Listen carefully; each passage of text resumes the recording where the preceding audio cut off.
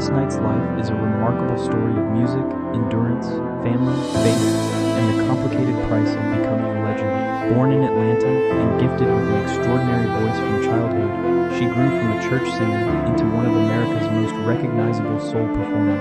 Yet the elegance audiences saw on stage concealed a life marked by demanding work, racial barriers, troubled relationships, motherhood under intense professional pressure, addiction, family conflict, illness, and devastating bereavement. Her success with the Pips brought timeless recordings and international recognition, but fame could never protect her from ordinary human suffering. Across more than 7 decades, Knight repeatedly discovered that achievement and heartbreak can exist side by side. What ultimately defines her story is neither tragedy nor triumph alone, but the way she continued transforming difficult experiences into emotional honesty, allowing listeners to hear their own hopes, losses, and memories inside a voice shaped by an extraordinary lifetime. A voice discovered in childhood. Gladys Maria Knight was born on May 28, 1944, in Atlanta, Georgia, into a world where music quickly became part of her identity. Church provided her earliest stage, and even as a young girl, her voice carried a maturity that seemed far beyond her years. She did not simply reproduce melodies, she communicated emotion with an instinctive understanding of how a lyric could reach another person. That ability became evident when, at only 7 years old, she appeared on the nationally televised talent competition, Mac's original amateur album, and won. The victory was far more than an exciting childhood achievement. It revealed a path that would eventually define almost every period of her life. Soon afterward, Gladys began singing with relatives, including her brother Bubba, her sister Brenda, and cousins William and Eleanor Guest. What began as a family activity gradually developed into a professional group that would become Gladys Knight and the Pips. Their earliest years were built around family loyalty, persistence, rehearsals, modest performances, and the belief that another opportunity might lead to something larger. The young performers could not have understood how demanding that future would become. For Gladys especially, early recognition meant that childhood increasingly gave way to responsibility, travel, discipline, and expectations. Her extraordinary gift opened doors, but it also began requiring sacrifices long before she was old enough to understand their lasting consequences. Growing up on the road, the early years of Gladys Knight and the Pips were far removed from the glamour later associated with their success. The group traveled wherever opportunities appeared, performing in venues of varying size while attempting to prove themselves in a music industry that could be difficult for any young act, and particularly harsh toward black performers. They were developing their craft during an era when segregation and institutional discrimination remained powerful forces in American life. Black entertainers could be welcomed onto a stage while being denied dignity away from it, facing restrictions involving travel, lodging, dining, and access to public spaces. Gladys and her relatives therefore had to master more than harmonies and choreography. They learned professionalism under circumstances that repeatedly reminded them that talent did not guarantee equal treatment. As Gladys became the group's unmistakable lead vocalist, her name moved to the front, strengthening public recognition but also placing additional responsibility on her shoulders. Success increasingly depended on the reliability of her voice, her discipline, and her capacity to deliver regardless of exhaustion or personal difficulty. The group's identity remained rooted in family, yet professional ambition changed the meaning of that relationship. Relatives became colleagues, schedules became obligations, and shared dreams became a livelihood. Gladys was growing from a gifted child into a working entertainer in public view. The same experiences that strengthened her resilience also removed much of the ordinary freedom associated with youth, forcing her to mature while constantly moving from one performance to another. Marriage, motherhood, and early sacrifice. While her professional life accelerated, Gladys entered adulthood carrying responsibilities that would have overwhelmed many people much older than she was. She married musician James Newman while still a teenager, beginning a relationship at an age when she was simultaneously trying to understand marriage, motherhood, fame, and her emerging identity as the central voice of a successful group. Becoming a mother brought immense love, but also a conflict that would remain emotionally significant throughout her life. Touring and recording required long absences, while her children needed the ordinary presence of a parent. The career that supported her family financially was also the career that frequently separated her from them. Every opportunity carried a hidden cost. Performing meant providing security, but it could also mean missing birthdays, routines, conversations, and quiet moments that could never be recreated later. Her marriage became increasingly unstable as Newman struggled problems she could not solve simply through devotion or determination. Eventually, the relationship ended, and she continued raising her family while maintaining the relentless obligations of entertainment. There was little space for private crisis in a profession that expected the show to continue. Audiences heard confidence and emotional authority without knowing what she was carrying backstage. The painful contradiction would become central to Knight's life. She could provide comfort to millions through music, while struggling to find the same security in her own relationships. Her ability to sing convincingly about heartbreak grew from experience rather than imagination. Motown and the search for recognition. During the 1960s, Gladys Knight and the Pips joined Motown Records, placing them inside one of the most influential musical institutions of the era. For a group that had spent years building its reputation, the opportunity appeared to represent a major breakthrough. Motown provided access to talented writers, musicians, producers, and a national audience increasingly fascinated by the sound emerging from the label. Gladys and the Pips recorded memorable material, including their successful version of I Heard It Through the Grapevine, before the song later became even more strongly associated with Marvin Gaye. Their achievements demonstrated the group's remarkable ability, but Gladys sometimes felt they were not receiving the same level of attention or promotion afforded to some of Motown's other major acts. That frustration revealed another complicated truth about success. Recognition from audiences does not always remove the feeling of being overlooked within the very system benefiting from one's work.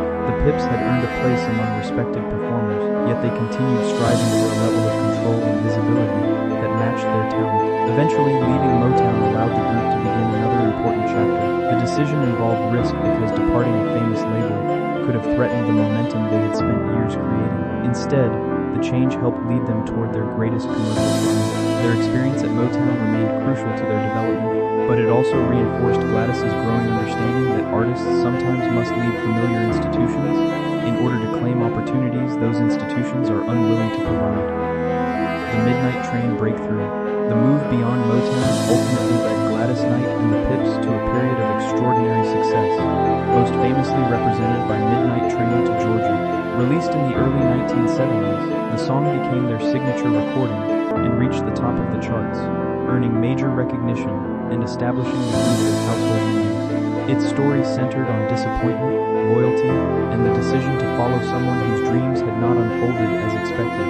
Gladys delivered the lyrics with such conviction that the narrative seemed connected to something deeply personal.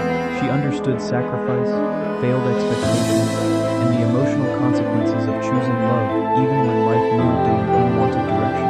The song's success reflected more than an appealing melody. It captured recognizable human experiences through a performance that made listeners believe every word. After years of difficult travel, racial barriers, uncertain opportunities, and frustration within the recording industry, Gladys and the Pips had finally reached a level few performers ever experienced. Yet the triumph did not create the emotional peace that success is often imagined to provide. Awards could honor the group, money could improve their circumstances, and audiences could offer overwhelming affection. But none of those things could repair difficult relationships or return years spent away from family. The greater Gladys's professional accomplishments became, the clearer it was that public achievement and private contentment were not the same. Her greatest recordings were arriving during a life that still contained uncertainty, regret, and unresolved pain beneath the celebration. Love that could not provide stability. Gladys's search for lasting companionship continued through relationships that repeatedly ended in disappointment. Her first marriage had exposed her at a young age to the painful reality that love cannot always save another person from destructive struggles. After that relationship ended, she married music executive Barry Hankerson.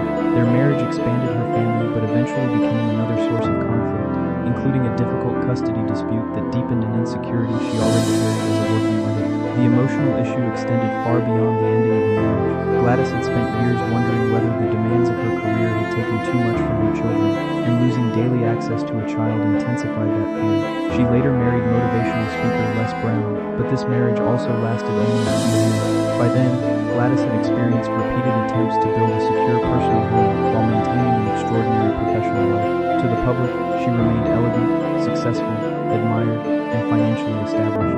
Privately, she was confronting the collapse of relationships she had once hoped would provide safety. Her songs about longing, betrayal, devotion, separation, and regret therefore carried the weight of emotions that had become deeply familiar. Fame could surround her with people while still leaving her lonely. Thousands could applaud her in a theater, yet applause offered little help when she returned to unanswered questions about family, marriage, and whether the sacrifices of success had ultimately been worthwhile. The hidden struggle with gambling. Among the most difficult battles Gladys later acknowledged was a serious problem with gambling. What initially functioned as entertainment gradually became an escape from pressure, loneliness, and emotional exhaustion. The casino offered an environment where the next wager could temporarily silence every other concern. For a brief moment, family conflict, career responsibility, failed relationships, and private sadness could be replaced by the immediate anticipation of a result. Yet the relief was temporary and increasingly costly. Gladys described becoming consumed by gambling and risking significant amounts of money, including a period in which the compulsion threatened the stability she had worked decades to build.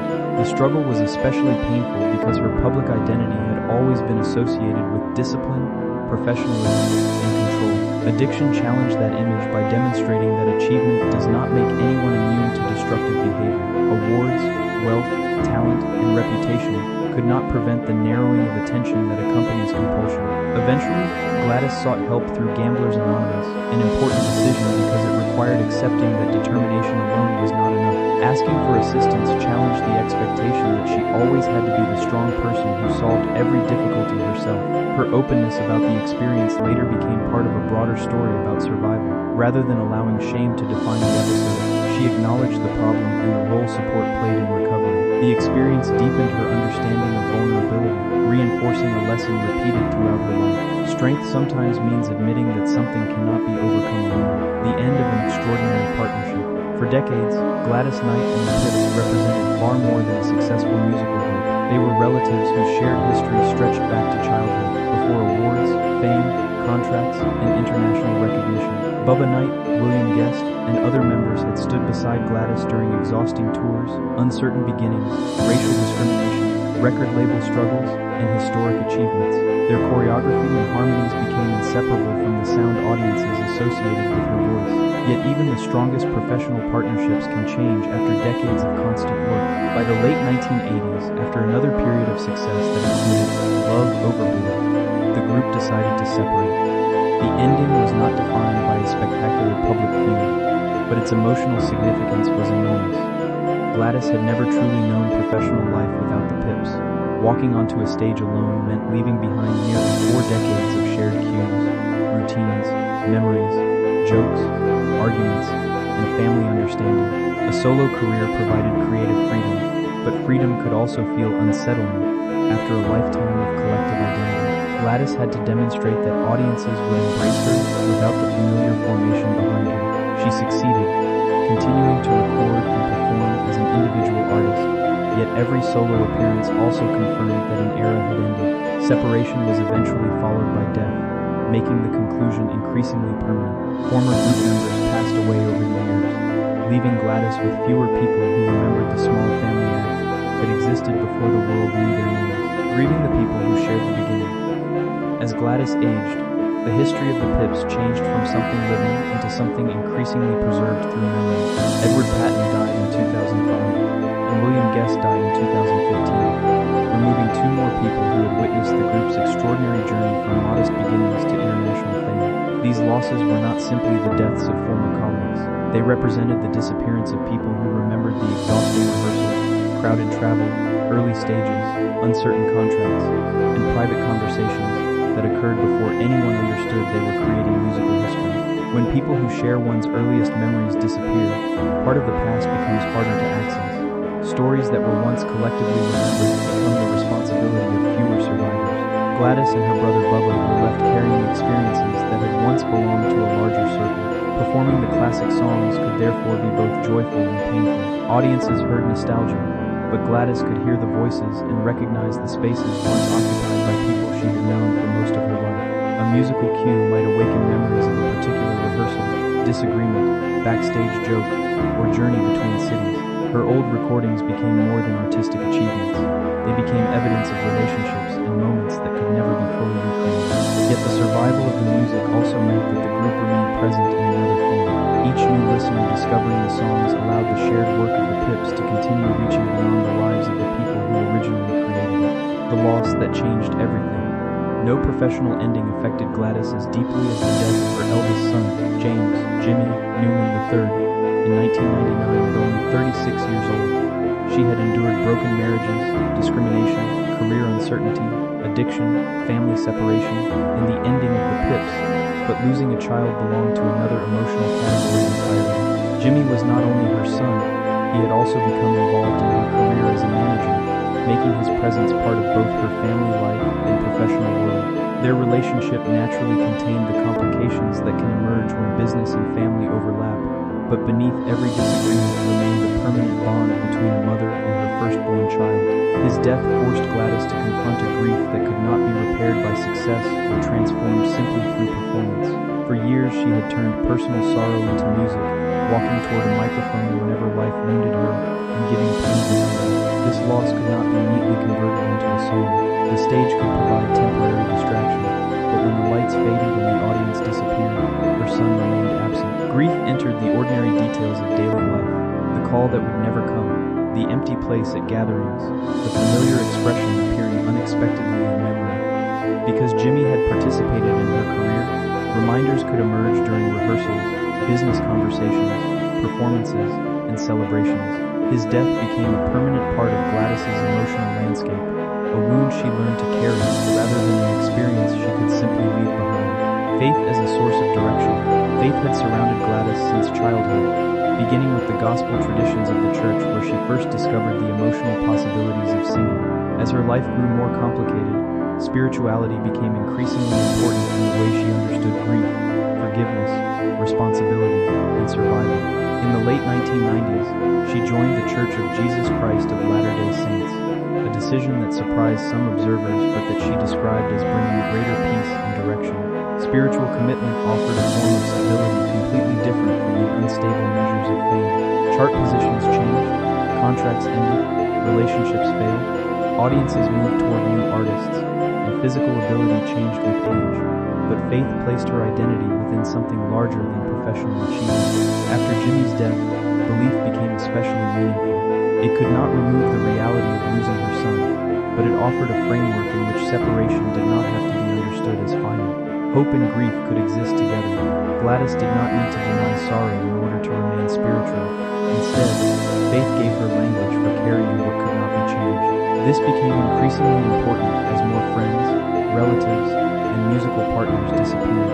The public title, Empress of Soul, celebrated her cultural importance, but created expectations of constant dignity and strength. Spiritual identity offered something more private and less dependent on performance. It reminded her that she was more than an entertainer expected to remain composed. She was also a mother, sister, grandmother, wife, believer, and human being trying to understand experiences beyond her control. Finding companionship later in life. In 2001, Gladys married William McDowell, beginning another chapter in her personal life after 3 previous marriages had ended painfully. By then, she approached companionship from a very different position than the teenage bride she had once been. She had lived through worldwide fame, divorce, motherhood, addiction, career change, family conflict, and the devastating loss of her son. Experience had taught her that love could not guarantee protection from disappointment or grief, yet she refused to allow previous failures to permanently close her heart. The relationship appeared to provide a steadier partnership, and together Gladys and McDowell became involved in charitable and community efforts. Their life demonstrated an important dimension of her resilience. Survival did not require emotional withdrawal. She could acknowledge the failures of the past, while remaining open to connection in the future. In later years, questions and public disagreements involving her family occasionally placed the marriage under scrutiny. With concern expressed about Gladys's well-being, she rejected suggestions that she was being mistreated or controlled, and publicly maintained that she was healthy and happy. The episode showed how difficult independence can become for older public figures, whose private decisions are interpreted by relatives, fans, and strangers. Concern may be sincere, yet age can encourage assumptions that an elderly person no longer understands their own circumstances. Gladys, after spending decades making demanding personal and professional choices, found herself having to defend her ability to decide how she wanted to live. Once again, even private companionship became something discussed in public. The emotional meaning of longevity, continuing to perform across so many decades, required enormous discipline. A singer's body changes with time, and the physical demands that once felt routine gradually require greater care. Recovery can take longer, vocal strength can evolve, and schedules that were manageable in youth may become exhausting. Legendary performers face an additional challenge because audiences often compare them not with other people of the same age, but with recordings made many decades earlier. Every concert can become a comparison against a younger version of the artist permanently preserved through technology. Gladys approached this reality with dignity by relying on the quality that had always made her special: interpretation. Her greatness was never based simply on producing the loudest or highest note. She understood phrasing, restraint, silence, timing, and the emotional meaning of a lyric. Age may alter the physical instrument, but it can deepen the intelligence and experience behind its use. In fact, many of her songs gained additional weight as she grew older. Lyrics about regret sounded different after multiple marriages. Songs about devotion became more complicated after disappointment. Words about farewell could carry the memory of a child, a colleague, or a loved one who had died. Audiences who had aged alongside her heard their own histories within the performances. Concerts became reunions between a singer and listeners whose lives had been accompanied by her music through marriages, losses, celebrations, illnesses, funerals, and recoveries. Her longevity therefore became emotional as well as professional, turning familiar songs into shared memories, health, rumors, and public vulnerability. Growing older in public also exposed Gladys to intense speculation about her health. In 2018, confusion following remarks connected with Aretha Franklin's funeral led some reports to incorrectly suggest that Gladys had pancreatic cancer.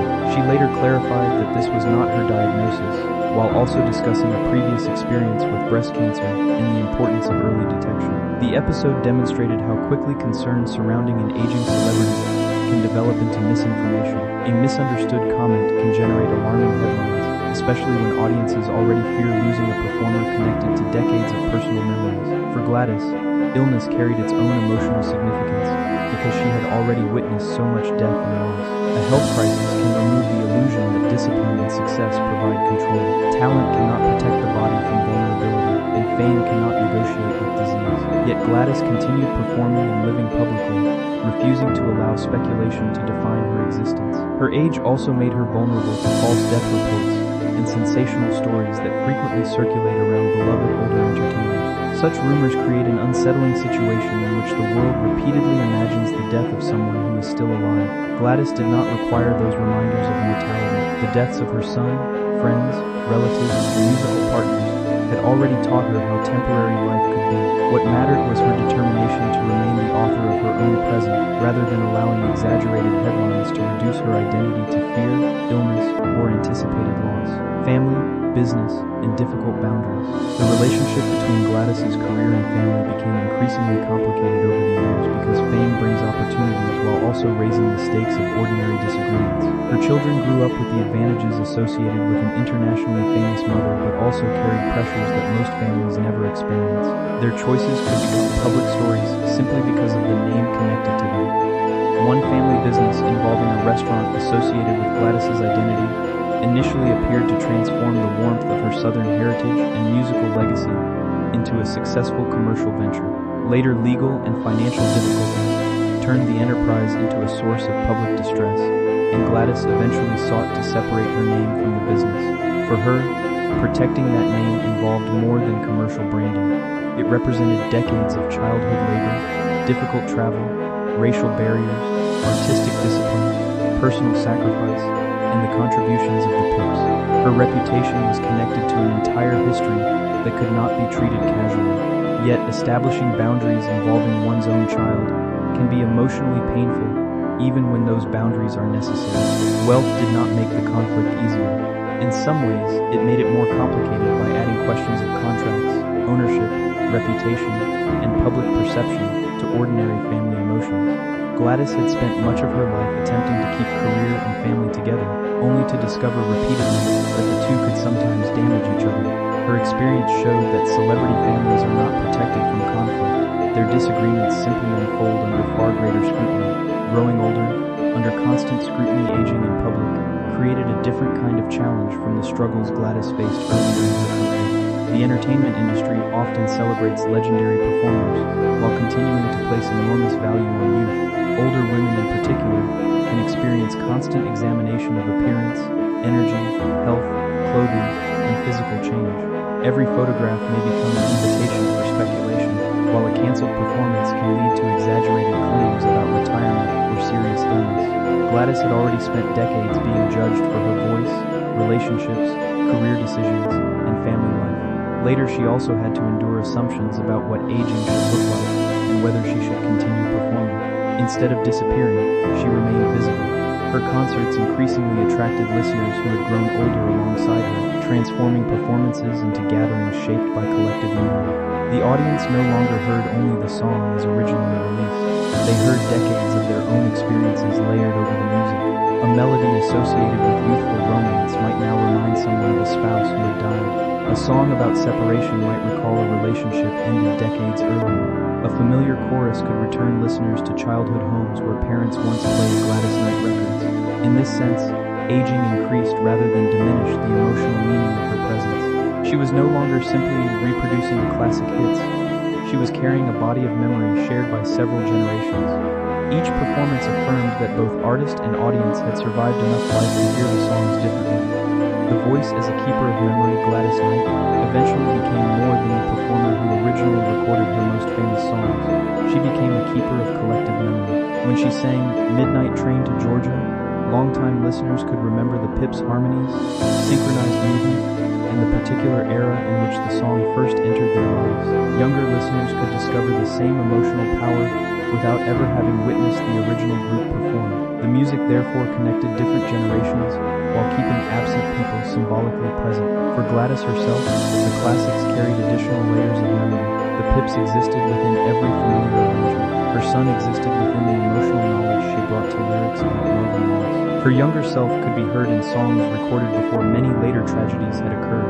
Repeating the same material across decades never meant repeating the same emotional experience, because life continuously changed what the words meant. A lyric sung at 30 could become an entirely different statement when performed at 70 or 80. This evolving relationship with music helped explain why Gladys's performances remained meaningful even after vocal fashions changed. Her appeal did not depend on novelty, it depended on sincerity. Audiences trusted that when she approached a lyric, she understood something about the experience behind it. That trust was earned through a lifetime in which art and personal history repeatedly intersected. Every performance became both entertainment and remembrance, allowing Gladys to preserve people, places, and emotions that time had otherwise carried away. The burden and strength of resilience. People often praise resilience as though it means suffering has somehow become easy. Gladys's life demonstrates something more complicated. She survived because she repeatedly found ways to continue, not because loss stopped hurting. Every recovery carried exhaustion. Every return to the stage required her to function while holding experiences that could not be undone. The public frequently celebrated her strength without seeing the cost of always being expected to remain strong. For much of her life, other people depended on her. Relatives, musicians, employees, business partners, and audiences were connected to the career built around her voice. Walking away from professional responsibility could affect far more people than herself. That reality made rest difficult and vulnerability complicated. She was often the person expected to keep everything moving. Yet, there were likely moments when she would have preferred to be protected rather than praised for protecting others. This contradiction explains part of the emotional depth people heard when she sang. She could comfort strangers because she understood loneliness. She could communicate heartbreak because she had experienced relationships that failed. She understood regret because choices had consequences, and grief because she had buried her son and watched members of her musical family die. None of this meant suffering was necessary for greatness, but suffering inevitably shaped how she interpreted life. Her resilience was not an absence of wounds, it was the ability to carry those wounds while continuing to make room for joy, faith, work, relationships, and meaningful connection. Breaking barriers as a Black performer. Gladys's legacy also reflects the historical realities confronting Black performers during the decades when her career was developing. She entered entertainment while segregation and discrimination shaped nearly every area of public life. Black artists could be celebrated by white audiences on stage while facing humiliation off stage, sometimes encountering restrictions at hotels, restaurants, entrances, and other spaces surrounding the very venues where they performed. Gladys and the Pips traveled through that environment while still being expected to remain polished, joyful, disciplined, and professional.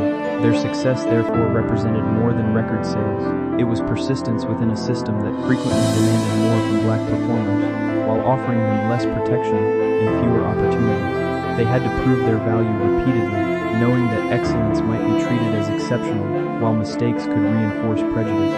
Gladys rarely allowed bitterness to dominate her public image, but composure should not be mistaken for the absence of frustration. Maintaining dignity itself required discipline. Her career eventually helped widen possibilities for younger black performers, particularly women who could look at her longevity and recognize that gospel-rooted emotional expression could command global respect.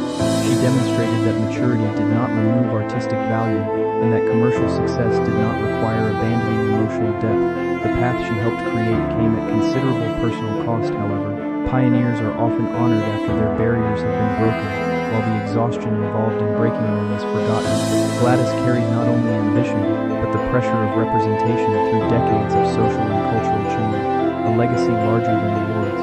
Gladys Knight accumulated the kind of professional recognition that confirms a permanent place in musical history. Her career included Grammy Awards, induction into major halls of fame, lifetime honors, record sales, celebrated performances, and influence over generations of artists. Yet the later decades of her life revealed that legacy cannot be measured fully through trophies. Awards preserve victories, but do not record the emotional cost behind them. There is no ceremony acknowledging every birthday missed because of touring, every performance delivered during grief, or every night an artist continued working because an entire professional structure depended on them. Gladys's voice supported more than her own ambitions. It created work for musicians, employees, managers, relatives, and business partners. Her achievement became an institution around which many other lives were organized. Recognition mattered because it confirmed that those sacrifices had produced something culturally lasting. At the same time, no honor could compensate for the death of her son, restore the original Pips, repair every damaged relationship, or erase the fear created by addiction and illness. Public honors acknowledge accomplishment, they cannot heal private wounds. Still, when Gladys received major recognition, she symbolically carried many others with her. The Pips, her family, the church where she first sang, the musicians who supported her, and the loved ones who accepted her absences were part of the story being celebrated. Her legacy therefore belongs not only to the woman at the microphone, but to the community of people whose lives intersected with her journey. The survivor as keeper of a vanished world. One of the quietest realities of growing old is becoming responsible for memories that fewer people remain alive to share. Gladys reached a point where much of the world that shaped her earliest years existed primarily through photographs, recordings, stories, and her own recollection. She could remember the family group before fame, the excitement of first hearing their music gain recognition, difficult journeys between venues, rehearsals conducted without knowing what the future would bring, and private conversations never captured by cameras. As friends, relatives, fellow performers, and her son died, she became the keeper of an increasingly vanished world. That position contains sadness because every memory can emphasize absence, but it also contains meaning. Because Gladys survived, those stories remain available. Because she continued performing, younger generations can discover music created before they were born and still recognize the emotions inside it. An aspiring singer can study her phrasing and learn that vocal greatness is not always measured by volume or technical display. A listener unfamiliar with the history of the Pips can hear one of their recordings and understand why the group mattered. Gladys's survival allows the people who once stood beside her to remain present through the work they created together. The past cannot physically return, but music provides a form of continuity. It keeps voices, relationships, cultural moments, and emotional truths circulating long after the original circumstances have disappeared. In that sense, preserving memory became one of her most important achievements, a life made of both pain and joy. Reducing Gladys Knight's story entirely to tragedy would be as misleading as describing it only as triumph. Her life contained deep pain, but it also included love, artistic fulfillment, friendship, family, spiritual growth, professional achievement, and the extraordinary experience of knowing that her work mattered to millions. She suffered losses no success could repair, but she also experienced opportunities unimaginable to the child who first sang in the Atlanta church. Fame opened doors that racial prejudice might once have tried to close. Her voice carried her onto the world's greatest stages, placed her among influential entertainers, and earned recognition that confirmed the importance of her contribution to American music. The complete meaning of her life exists between hardship and celebration. She made mistakes, experienced public judgment, and fought private battles. She also rebuilt herself repeatedly, remained open to love, used faith to create meaning, and found ways to serve communities beyond entertainment. Her continued presence should therefore not be understood simply as evidence that she survived tragedy. It represents her ability to hold conflicting realities together. Happiness did not erase grief, and grief did not eliminate happiness. She could mourn people who were gone while enjoying those who remained. She could remember painful marriages without deciding that love itself was worthless. She could regret certain choices while remaining grateful for the career they helped produce. Her humanity is clearest in these contradictions, because real lives rarely fit neatly into categories of victory or defeat. Why Gladys Knight still matters. Gladys Knight's most enduring legacy may be the feeling she gave listeners that someone understood them. Her recordings entered homes, relationships, weddings, funerals, hospitals, road trips, and private moments of heartbreak, becoming connected to memories she could never personally know. One listener might associate her music with parents who played records on weekends. Another might remember dancing with a spouse. Someone else might hear a familiar chorus and immediately think of a sibling, friend, or partner who is no longer alive. As audiences grew older, the music became a bridge toward people and places that had disappeared. Gladys was therefore preserving not only her own memories but countless memories belonging to strangers. When she performed a classic song, thousands of private histories could awaken at the same time. Her grief met the grief of listeners inside the music, creating connection rather than isolation. This ability explains why her influence cannot be reduced to sales, awards, or historical status. She transformed emotional honesty into something communal. The little girl who once sang what she felt eventually became a voice generations trusted during moments when ordinary language seemed inadequate. Her life demonstrated that sorrow does not always have to separate people. When expressed with sincerity, it can remind them that difficult emotions are shared. Gladys Knight gave heartbreak dignity without allowing it to become the final meaning of her story. Her greatest achievement may be that millions heard her sing and, for a few minutes, felt